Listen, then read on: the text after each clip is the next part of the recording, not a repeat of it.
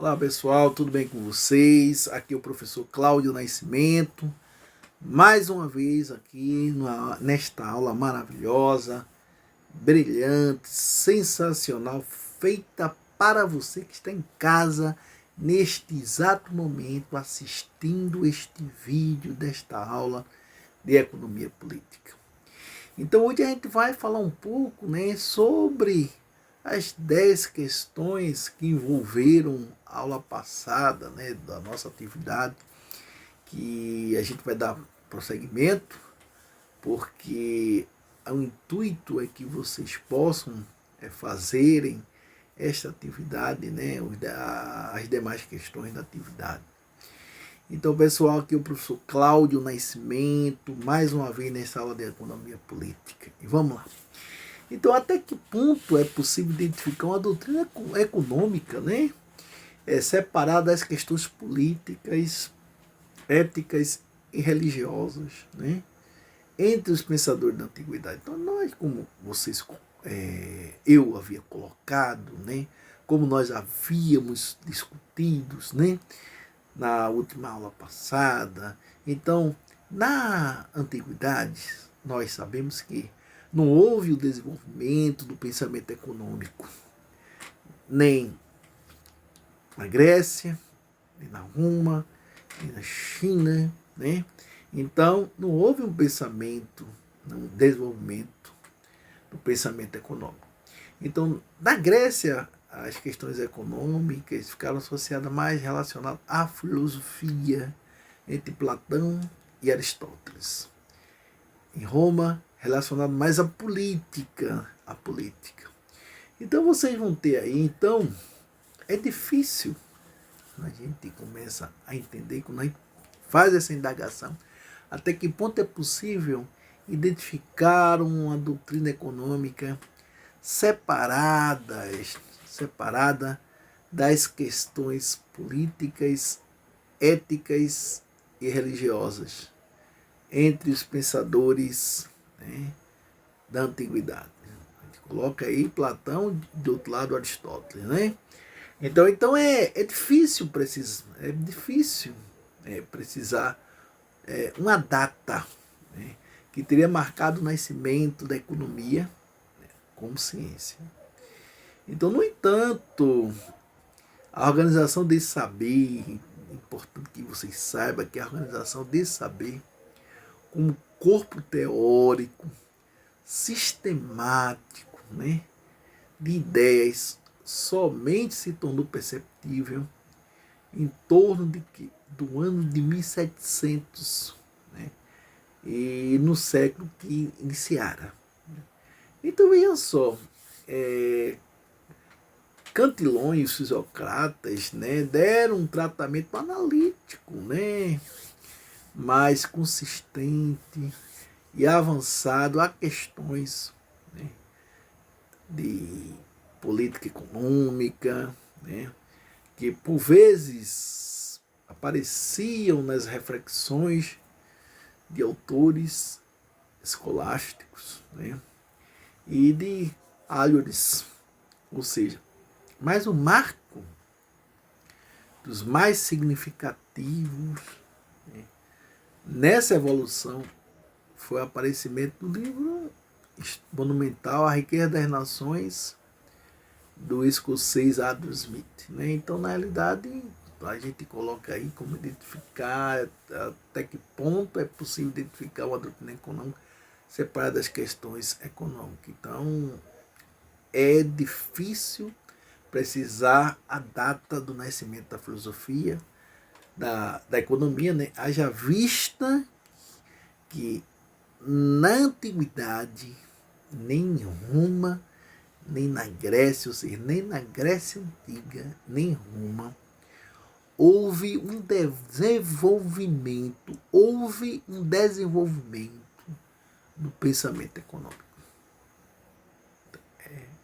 Não houve um desenvolvimento do pensamento econômico, Então, como a gente colocou, então houve, na realidade, a partir de Fisiocrata, um questionamento maior disso aí, no grande livro aí, a partir de 1700, Riqueza das Nações. Então, quando se fala no avanço e desenvolvimento da teoria econômica, do pensamento econômico na antiguidade, eu discutiu o seguinte: professor Cláudio, não houve um desenvolvimento da economia, do pensamento econômico na antiguidade.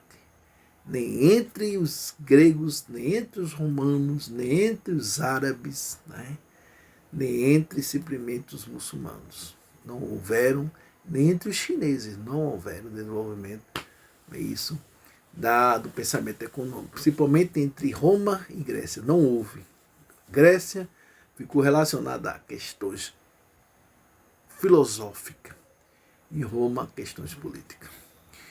Então a gente diz, porque se diz que o advento do capitalismo favoreceu? Porque se diz que o advento do capitalismo favoreceu a definição de um objeto racional de estudo para a ciência econômica? Por que se diz isso? Então, repito novamente, porque se diz que o advento do capitalismo favoreceu a definição de um objeto racional de estudo, né, para a ciência econômica. Então, veja só, então a ciência econômica ela surge,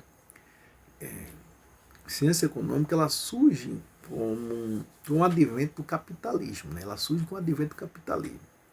Então a relação entre eles vão além de mera coincidência histórica, né? A ciência, como sabemos, né, está dividida em ramos do conhecimento e cada qual elege um objeto de estudo.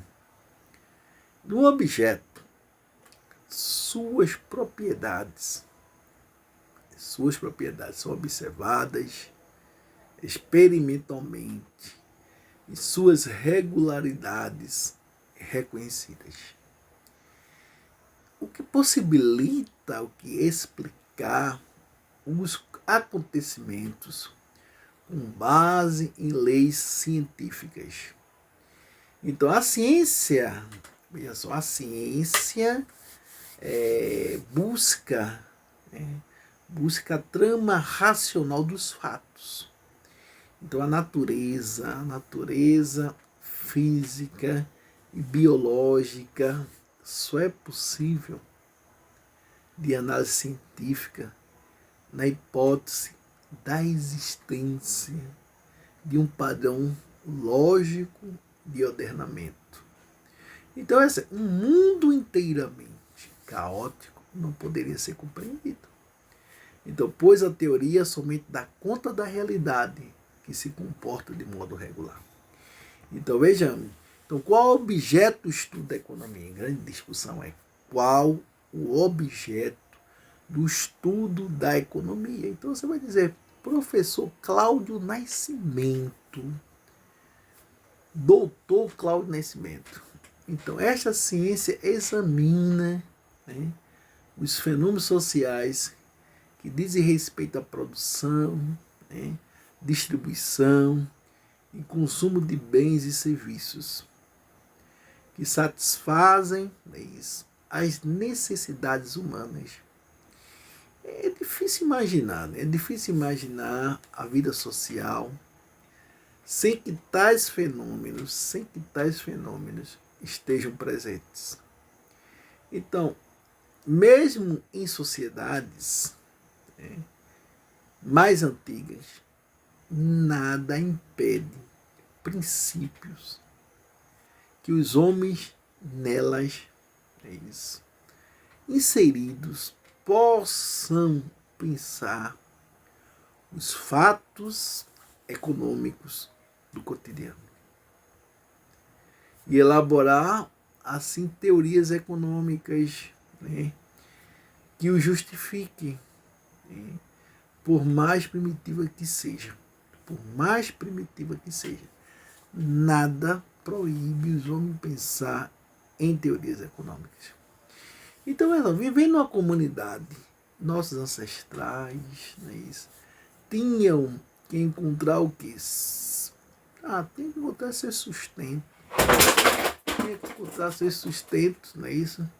Para tanto, né, tanto trabalho, né, para tanto trabalho e produção. E faziam parte do dia a dia, né? Faziam parte do dia a dia, o produto do trabalho coletivo. Era distribuído, inclusive para os que não trabalhavam, e os bens eram por fins consumidos. Ora, se os fenômenos que definem o objeto da economia já se faziam presentes para o tratamento científico, não basta existir um objeto. Não basta existir um objeto. É preciso que eles tenham uma racionalidade intrínseca, ou seja, que haja um ordenamento dos fatos segundo uma lógica interna. Então, se pensarmos sobre o que regula a vida, né, econômica na era moderna, chegaremos aos mercados e mecanismos sociais, né? Então vejamos, essa ciência examina os fenômenos sociais que dizem respeito à produção. Então, quando se fala qual é o objeto de estudo da economia? Então, simples, essa ciência examina os fenômenos sociais que dizem respeito à produção, distribuição e consumo de bens e serviços que satisfazem as necessidades humanas. Então, veja só, então ele fala aí que um ponto muito interessante, né? Que chegaremos aos mercados e mecanismos sociais que asseguram o funcionamento deles, como, por exemplo, a existência de leis e moedas, né, intermediando as trocas. Então, mercados na antiguidade, mais a generalização de uma sociedade com um grande número de indivíduos, né, independentes, relacionando-se uns com os outros pelas trocas de mercado, só aparece com o advento do capitalismo, né? Então vejamos, um ponto, mercado já na antiguidade, mas a generalização de uma sociedade com um grande número de indivíduos independentes relacionando-se uns com os outros, basicamente pelas trocas de mercado, só aparece com o advento do capitalismo. Então, nas sociedades pré-capitalistas, em geral, há uma tradição cultural que permeia a vida econômica e que condiciona fortemente a maneira como os homens relacionam sua produção e distribuição de bens. Então, não predomina nelas uma lógica de mercado, né? E acomodar os papéis individuais e nem a impessoalidade típica das economias capitalistas. Os indivíduos não pautam suas relações, suas ações pela busca pessoal da riqueza, né? O que move, na realidade, as pessoas nas sociedades tradicionais pré-capitalistas é a representação de um papel estabelecido que lhe é fornecido. Então, ao nascerem, e que passa de ditas vidas. Então, nós vamos ter aí um ponto muito interessante que eu quero que vocês apenas observem. Novamente, repito, objeto de estudo da economia. Qual objeto de estudo? Esta ciência examina os fenômenos sociais que dizem respeito à produção, distribuição e consumo de bens e serviços que satisfazem as necessidades humanas. Entre os judeus, uma boa pergunta agora, né? Entre os judeus e os hindus antigos, né, as leis que afetavam a vida econômica não eram aplicadas igualmente em todos os cidadãos, cometem algumas discriminações feitas. Então, veja só, então você vai ter na antiguidade, primeiramente, na antiguidade, não se encontra uma teoria econômica, né? Mas já existia pensamento econômico voltado para as questões similares, né? As que são tratadas nas ciências econômicas, né? Atual, embora no âmbito mais restrito. Os antigos hindus, hebreus, gregos, romanos analisam questões ligadas à propriedade de bens, né? A produção de bens à produção. Vejam só, os antigos hindus, hebreus, gregos, né?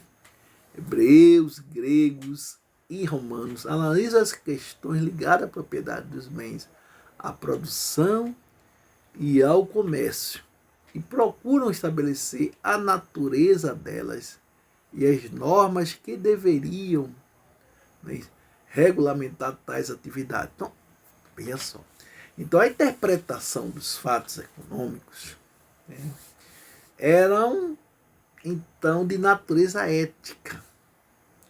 E as indicações de preceitos tinham por base uma visão moral ou religiosa. Então, veja só, a interpretação dos fatos econômicos era, então, de natureza ética. E as indicações de preceitos tinham por base, é isso, uma visão moral e religiosa. Então, a gente diz o seguinte, entre os antigos, as exposições de temas econômicos, né, aparecem no bojo de quê? No bojo das reflexões filosóficas, né? A preocupação era, né, com a observância de preceitos, né, de preceitos morais e religiosos e tarefas práticas. Então, na busca de chegar, né, às implicações da moral nos afazeres diários, né, são avaliados que certos, né, são avaliados certos elementos que dizem respeito à produção, distribuição, né, de bens e que nos interessam de perto. Então, assim eles investigam formas de apropriação de bens, a riqueza, as necessidades humanas, a organização, né, da produção, a escravidão e as relações familiares, vocações individuais, né, para o trabalho e as relações de trabalho, a distribuição da riqueza, é isso, a natureza do comércio, dos juros, a troca de mercadorias, fundamento de preço e sistemas fiscal, tributário e outros temas pertinentes à economia, né? Então vejamos, então nós vamos ter aí uma coisa muito interessante aí, né? O que levou os judeus e hindus antigos a uma postura intervencionista. O que levou, né? O que levou judeus e hindus antigos a uma postura, é isso, intervencionista. O que levou? Uma boa pergunta, né? Então, eu gostaria que você prestasse atenção, né, nessas colocações aqui que vão ser apresentadas agora. Então, entre os judeus, as leis mosaicas, veja só, entre os judeus, as leis mosaicas proibiu que a usura, é isso, isto é, um empréstimo a juros. Repetindo, entre os judeus, as leis mosaicas proibiam a usura, isto é, um empréstimo a juros. Entretanto, a lei não se aplicava quando o empréstimo era feito a estrangeiro. Então, a lei não se aplicava quando o empréstimo era feito a estrangeiro. Mesmo sendo criticado, não sendo permitido, mas a lei não se aplicava a estrangeiro. Então, outra exceção contemplava os casos em que empréstimos eram concedidos aos pobres para ampará-los. Neste caso, os juros eram controlados e os prazos de pagamento não podiam exceder a certas datas religiosas. Então, as leis hindus, condenavam empréstimos oferecidos pelas altas castas, né, de brahmanes, os kshatriyas, mas também havia exceções. Vejam só, os Vedas regulavam, né, para esses casos, as taxas de juros, né, dependendo do tipo de empréstimo. Se em outro, se em outro em grãos, se em ouro ou em grãos, né, etc. E de castas envolvidas. Por exemplo, judeus e hindus também obedeciam às leis, que procuravam regulamentar, atividades comerciais, leis que padronizavam, pesos e medidas, leis contra a adulteração das mercadorias, regulamentos condenatórios de práticas especulativas de monopólios. Então, os rabinos proibiam a exportação de artigos considerados essenciais. E em tempo de escassez de alimentos, não se podia estocá-lo. Em tempo de escassez, por que você vai estocá-lo? E os hindus? Como é que ficam os hindus? Os hindus procuram controlar as estratégias individuais de manipulação dos mercados, proibindo preços acima ou mesmo abaixo de certo padrão, determinado pela ideia, de que fazia de preço justo. Existiam entre eles curiosas leis que controlavam as relações de trabalho. Muitas severas, eram aplicadas a quem não cumprisse os contratos de trabalho. Impunha-se penalidade para os trabalhos negligentes, etc. Então, os hindus também observam leis que estimulam a rígida divisão, de tarefa entre as castas. Ou seja, segundo essas leis, as castas elevadas, os brahmanes, deveriam dedicar-se integralmente ao estudo, ao ensino do livro dos Vedas, fazer sacrifícios e receber almas. Os kshatriyas eram carregados de guerra, e podia coletar impostos. Os vásias, então podiam envolver-se em atividades comerciais, e os sudras eram artistas, e artesãos, e deveriam servir as castas superiores. Em tempo de catástrofes, uma casta poderia vir a desempenhar a função de outra, mas na maioria das vezes as divisões mantinham-se rígidas. Então é isso aí, pessoal. Então vocês viram aí a questão dos judeus e a questão dos hindus, Então, por que a gente vai ter agora, na quinta questão, uma coisa muito interessante? Qual a relação entre a defesa de laissez-faire na sociedade e a concepção mítica de Tao e Lao Tse? Então, a interpretação de Lao Tse da sociedade é a transposição de suas crenças espirituais do plano individual para o coletivo.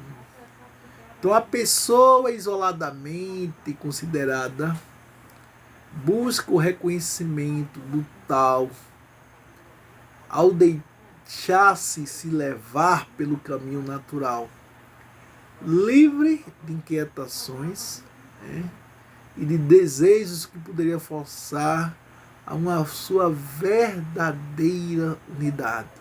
Então, nesse caminho, ela integra-se com a sabedoria cósmica, né? E sua vida torna-se, então, guiada pelos mesmos princípios de coesão e harmonia da ordem universal. Também na vida social, né, quando a atividade econômica não é penalizada pelos impostos excessivos, veja só, também na vida social, quando a atividade econômica não é penalizada por impostos excessivos, o povo prospera e deixa-se governar facilmente. Então vejam só, quando o povo passa fome, isso acontece porque os fortes e os poderosos cobram imposto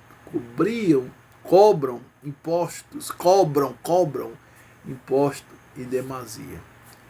Quando o povo é difícil de ser governado, isto é porque os poderosos se intrometem em demasia. Então, na China antiga, a crença de que existiria o quê? Uma ordem gerada espontaneamente na sociedade não parou em Lao Tse, né? Ela teve, na realidade, prosseguimentos, né? Vários prosseguimentos. Então, veja só, então é interessante essa questão, né?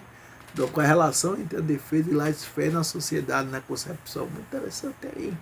Então você vai ter a interpretação de Lao Tse da sociedade. É a transposição de suas crenças espirituais do plano individual para o coletivo. Do plano individual para o coletivo. Então veja só, então nós temos. Explica a noção platônica de sociedade como instrumento para a salvação da alma, né? Veja só, explica a noção platônica, né?